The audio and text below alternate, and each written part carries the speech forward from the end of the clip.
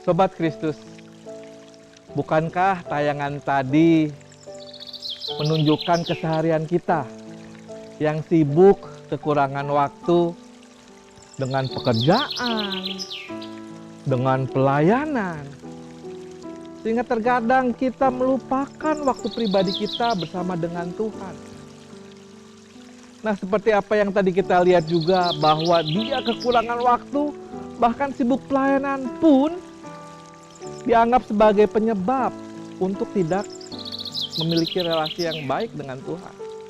Nah, setelah adanya pandemi COVID-19 melanda kita tentu saja memiliki lebih banyak waktu. Bahkan di media-media sosial dengan tagar di rumah saja. Nah, tapi pertanyaannya, ketika kita di rumah saja, apa reaksi kita? Mungkin reaksi kita akan mengatakan, wah asik nih, saya lebih punya banyak waktu untuk berrelasi pribadi dengan Tuhan.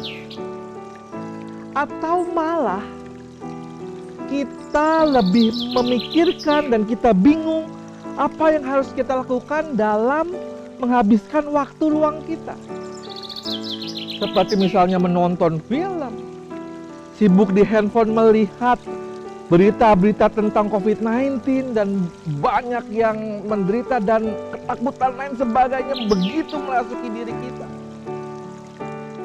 Banyak kebingungan bagaimana kita harus menghabiskan waktu yang luang ini. Nah, tapi apakah sebenarnya itu yang diingini oleh Tuhan? Nah, apakah zaman dulu pernah terjadi hal seperti ini? Mari kita lihat bersama-sama dari kitab Yesaya pasal ke-29 ayat 13 sampai dengan 14. Saya akan bacakan untuk kita semua. Dan Tuhan telah berfirman, oleh karena bangsa ini datang mendekat dengan mulutnya dan memuliakan aku dengan bibirnya, padahal hati mereka menjauh daripadaku, dan ibadahnya kepadaku hanyalah perintah manusia yang dihafalkan. Maka sebab itu sesungguhnya aku akan melakukan pula hal-hal yang ajaib kepada bangsa ini. Keajaiban yang menakjubkan. Hikmat orang-orang yang berhikmat akan hilang. Dan kearifan orang-orangnya yang arif akan bersembunyi. Sudah kita lihat apa yang terjadi dengan bangsa Israel saat itu. Mereka menolak nabi mereka. Mereka tidak mau bertobat. Bahkan mereka merasa diri paling benar, paling pintar, paling berhikmat. Apalagi mereka dikatakan sebagai bangsa pilihan Allah. Bahkan peribadatan mereka dilakukan untuk menutupi segala kesalahan mereka. Kita perhatikan pada ayat 15 dan 16. Celakalah orang yang menyembunyikan dalam rancangannya terhadap Tuhan, yang pekerjaan-pekerjaannya terjadi dalam gelap, sambil berkata, siapakah yang melihat kita dan siapakah yang mengenal kita? Betapa kamu memutarbalikkan segala sesuatu. Apakah tanah liat dapat dianggap sama seperti tukang periuk? Sehingga apa yang dibuatnya dapat berkata tentang yang membuatnya. Bukan dia yang membuat aku, dan apa yang dibentuknya berkata tentang yang membentuknya. Ia tidak tahu apa-apa. Saudara, kita lihat bahkan mereka merasa peribadatan mereka itu bisa dilakukan untuk menutupi kejahatan mereka. Bahkan mereka berpikir bahwa Allah tidak tahu tentang kejahatan mereka. Bahwa sebetulnya Allah tahu itu. Mereka menyembah Tuhan memang betul, tapi tidak sungguh-sungguh dalam hatinya. Mereka beribadah kepada Tuhan, tapi tidak sungguh-sungguh hatinya emang untuk menyembah kepada Tuhan. Nah, saudara yang terkasih, seharusnya hal ini membuat kita introspeksi pada diri kita. Apakah selama ini kehidupan beribadah kita memang betul untuk mencari Tuhan? Atau jangan-jangan ketika kita beribadah, datang ke gereja untuk bertemu dengan teman, untuk nanti hangout atau pergi makan bersama dengan teman-teman di gereja? Nah, saudara yang terkasih, di tengah wabah COVID-19 ini, peribadatan kita, ibadah kita mulai diganti dengan sistem yang online. Tapi seharusnya itu tidak membuat hubungan kita dengan Tuhan menjadi jauh.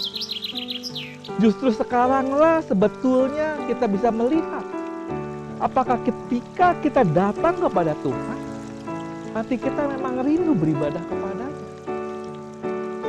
Kalau memang hati kita sungguh rindu padanya, melalui media apapun, baik online maupun tidak, hati kita bisa tetap tertuju pada Dia.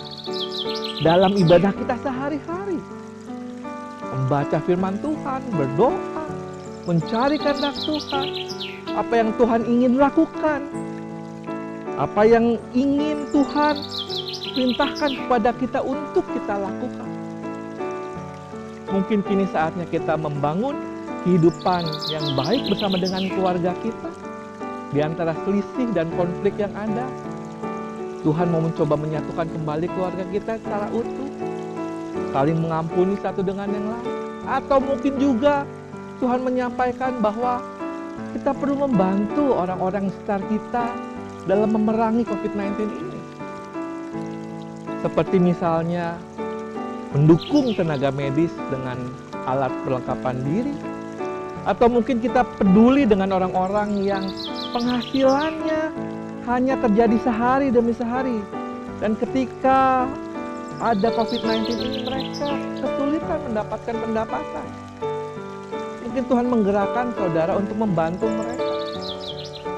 Atau banyak hal yang lainnya. Saudara, memang betul COVID-19 ini membuat kita menderita. Membuat kita sedih karena mungkin ada teman kita, saudara kita yang akhirnya menjadi korban. Tapi bahkan di tengah wabah COVID-19 ini pun, kita masih bisa melihat bahwa Tuhan sebetulnya ingin supaya kita memiliki relasi yang dekat dengan Dia. Sehingga pada waktu-waktu ini, kita harusnya bisa memikirkan kembali, merenungkan kembali firman Tuhan dalam kehidupan keseharian kita.